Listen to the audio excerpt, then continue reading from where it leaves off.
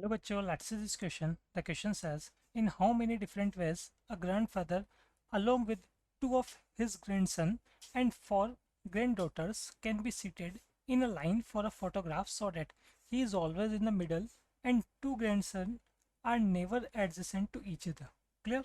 देखिए क्वेश्चन में क्या बोला गया. सिंपल हमारे पास यहाँ पर टोटल 7 मेंबर्स हैं. ठीक है, ग्रैंडफादर है, टू यहाँ पे हमारे पास या टू यहाँ पे ग्रैंड सन्स हैं. ठीक है, और फोर जो है ग्रैंड डॉटर्स हैं. इन सेवन्थ का हमको क्या करना है, सिंपल एक फोटोग्राफ लेना है एक लाइन में. इसमें कंडीशन ये है कि जो ग्रैंड फादर हमारे पास है वो ऑलवेज सेंटर में होगा और ग्रैंड सन जो है वो कभी भी साथ में नहीं होंगे. ठीक है, तो यहाँ सबसे पहले हम बात करें की कंसेप्ट की. तो की कंसेप्ट में हम फॉर्मूला देखने वाले हैं NPR का. ठीक है, तो NPR का फॉर्मूला होता है हमारे पास n factorial upon n minus r factorial. Standard result है. अब देखें यहाँ जो कंडीशन हमारे पास चल रही है इस पर हम बात करते हैं. ठीक है, तो टोटल 7 मेंबर से कुछ इस टाइप से कंडीशन ले सकते हैं हम यहाँ पे. ये 7 सीट्स हो गई हमारे पास.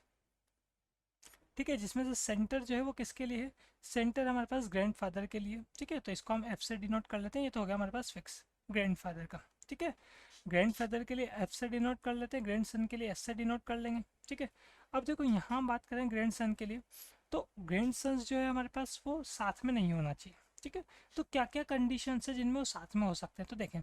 हो सकता है फर्स्ट टू पोजीशन पे वो साथ में हो, तो ग्रैंडसन्स में S1 S2 से डिनोट कर लेता हूँ. ऐसा भी हो सकता है कि S2 S1 ये पोजीशन बन रही हो. ठीक है, एक हो सकता है आपके पास S1 S2 ऐसे हो या ऐसा हो. ये फोर कंडीशंस और फोर कंडीशंस इधर भी आ जाएगी हमारे पास, है ना. यहाँ भी तो हमारे पास S1 S2 हो सकते हैं ग्रैंडसन्स. ठीक है, तो ये फोर कंडीशंस यहाँ भी आ जाएगी, राइट साइड पे भी हमारे पास. ठीक है, S1 S2. तो ये वो 8 कंडीशंस है जो हमें नहीं चाहिए.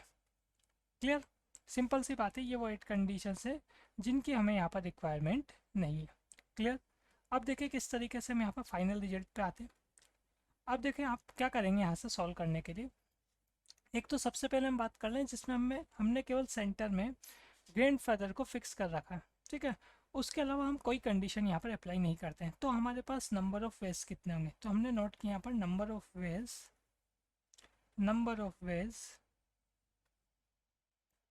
व्हेन ओनली ग्रैंडसन या ओनली ग्रैंडफादर सीटेड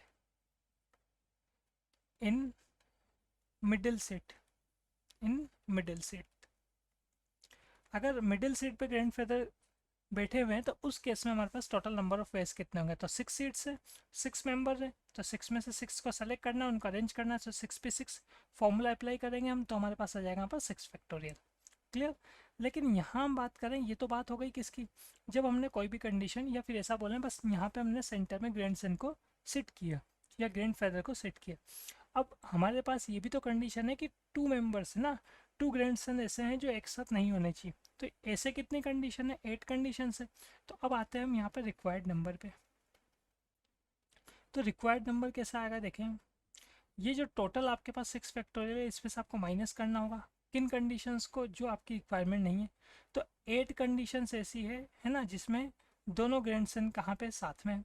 अब जब ये 8 कंडीशन तो ये हो गई, और साथ में जो रिमेनिंग 4 डॉटर्स हैं या 4 ग्रैंड डॉटर्स हैं ये भी तो सेट करेगी ना किस पोजीशन पे, जो रिमेनिंग पोजीशन है. तो रिमेनिंग कितनी है, 6 पोजीशन रिमेनिंग हमारे पास है. यहाँ पर कितना पोजीशंस रिमेनिंग हो जाएगा हमारे पास यहाँ पर 4.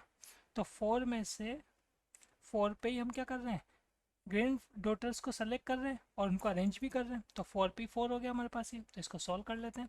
6 फैक्टोरियल मतलब 6 into 5 into 4 factorial minus 8 into 4 मतलब हो गया हमारे पास 4 फैक्टोरियल. क्लियर? इसे और कैलकुलेट कर लेते हैं यहाँ पर. तो 4 फैक्टोरियल कॉमन हो जाएगा हमारे पास.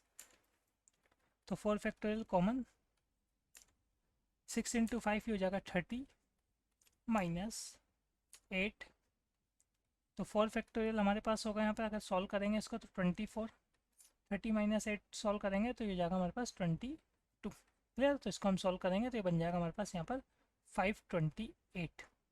Clear? This is our final answer. Hope you understood it well. Best of luck.